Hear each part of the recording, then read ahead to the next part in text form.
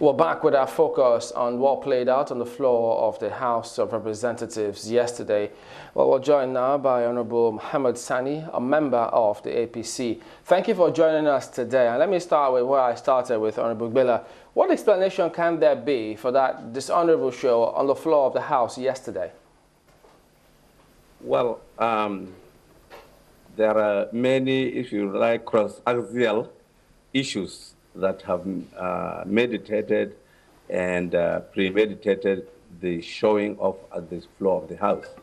And some of them are actually antecedental, because right from the time, the Speaker was elected, there was jostling for power by the different zones in the area of choosing the principal officers, both in the Senate and in the House. That is the smaller picture. But the bigger picture is that there is even a very big political movement between PDP and APC. The PDP has lost out at the general election woefully, and they are trying to look at a way they can get through the back door what they could not get through the front door during the elections. And particularly, if you look at what happened yesterday, if you look all the people who protected the Speaker, you will see that they are the members of the PDP, and in particular the new PDP. So it's not the issue of the technicalities of the sitting that actually brought this brawl, but it's a larger political issue. I'm sorry, no, but let me jump in now. Let me get some clarification on this. Who or what did you say the members of PDP did? What I'm telling you, when we came for the election of the presiding officers, and precisely I'm talking about the Speaker and the Deputy Speaker, if you know, the House was clearly divided. The end result was that Dogara got 182 votes, while Femi Gbajabiamila got 174 votes. Now, out of this, Femi essentially has majority of APC who chose him, members, whereas Dogara had to go into a kind of coalition with PDP members in the majority, with few APC members that, banded together to elect him, and that's why he got the edge. All right, now, I thought you were actually referring to yesterday, but I get that point. But what I said earlier is that there are historical antecedents to yesterday's sitting. Many meetings have been holding, a lot of juggling, political jostling all over, both from the national level up to our sitting of yesterday. So yeah, there is bigger picture to it than just the issue of procedure of sitting or rule of the House. Okay, why did some members, and it comes across as though they were the members who were insisting on party supremacy, why did they jump for the mace and disrupt the session when the Speaker had called for the House to go into an executive session? Yeah, okay. Again, a day before yesterday, the Dogara supporters, in particular, went for a press conference and challenging the letter written by the party because a particular zone seemed to have been isolated, and that is the central zone. They have not been given a slot. And again, as Mark has said earlier, that there was a purported court case by the Caucus of the central zone, which is also an error because we have not reached the stage of setting up a caucus. I will explain later. So that ignited a lot of jostling through the night. The Dogara group, the PDP group, the APC group, Monguno group, a lot of cliques were meeting, coalition between each other. And there were preemptions that when Dogara comes, he will do exactly what Saraki did. So members came ready, poised, to challenge that. And the speaker himself did not handle the situation very well. What should he have done?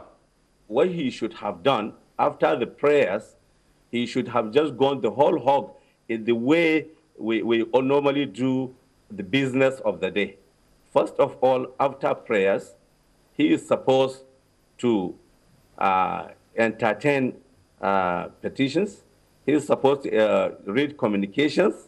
He is supposed to do everything before the order of the day stands. Then, if there is a need for executive session, we must have finished with the preliminaries before we go into that. And then when we come back, we continue with the order of the day. Now, with all these presumptions, immediately after prayers, he just said, one of us should move for us to go into executive session.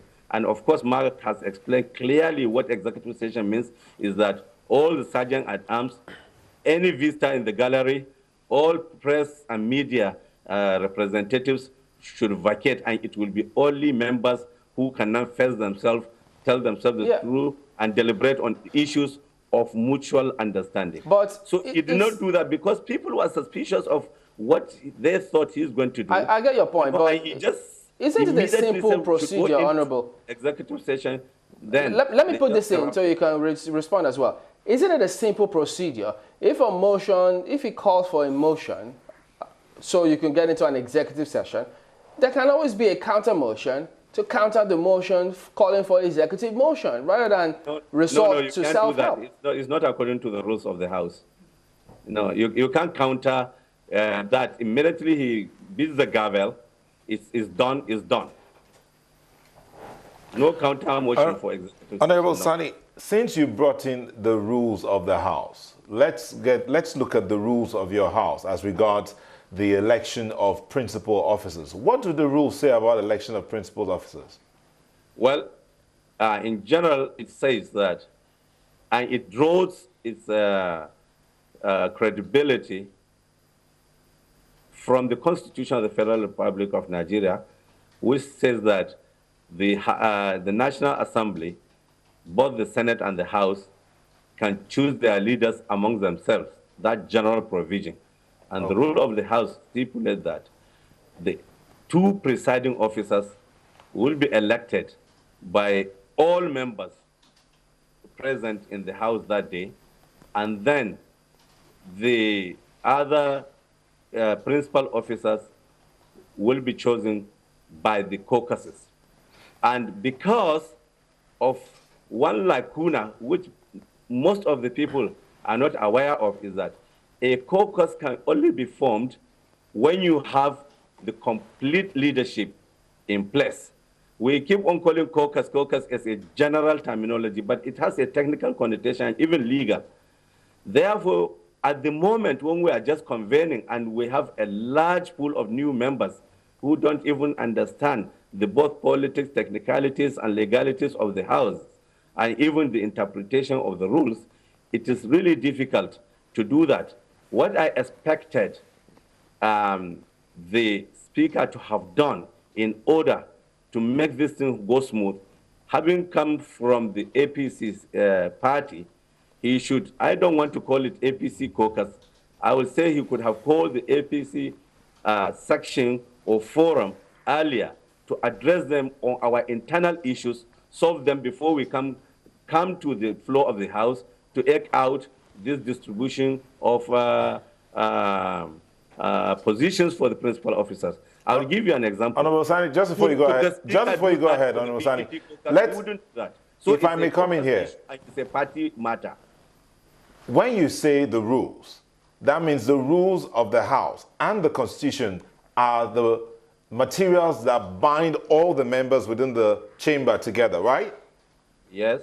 In other words, nothing else is supposed to interfere with what the rules or the Constitution have to say. No. There is no mutual exclusivity because there is no provision for independent candidacy in Nigerian Constitution. Okay. Everybody knows that our names were not written on the ballot papers. We came under a platform, And in order to be on that platform, you have signed an undertaking that you will be loyal to the party and that you will go with the rules and abide by the principles of the party. So Okay, in that rules and the Constitution, an example to buttress that. So there is no mutual exclusivity like in mathematics regarding that. okay, Honourable Sani, just give me 1 minute. In the Constitution that you quoted and the rules of the House, is there any portion that talks about the party dictating, in quote, dictating how the members or the leaders should be elected? No, there is not. There is not. So why is it that the letter written... say that the party cannot do anything about it. So it's a two-way affair. It didn't say that the party should not do, or it should say it should do. So it's an open question. And the party has been doing it. I can give you historical antecedents. When Joseph Myers, a moment here. When you with Muhammad Musa as the majority leader, then the MPN did it. During Bankole and Kogung, the PDP had it. Ete and Ngroje, PDP did it. Similarly, Tambuwal, they did it. So why is it now, because it is not PDP, that it is APC that people are rising bros? It has always been, because technically and legally, the caucus of the House of the parties have not been properly found because we didn't have leaders. That's why the party found its way to guide us in general. And they say, you do this, you do that, you do that. And that's why they do. And if you remember, my colleague was saying, talking about federal character. I think the party is in a better position to look at the federal character because they produce the presidency, the governors, the senators, up to the House of Assembly and the states. And they look at what they have given this and what they have given that and what they do to compensate this and that at various levels and within various cohorts. In that case, they guide us. And by the time the principal officers and the presiding officers are in place, we know the minority leaders in their own, which the speaker cannot do anything about. They will do it even outside the house and just bring their list, like the PDP or PDM will do or whatever. The same thing APC will do it outside the house and just bring for endorsement and we move together. So what played out is the political forces, as I'm telling you, much more than what are the technicalities and legalities of running the house.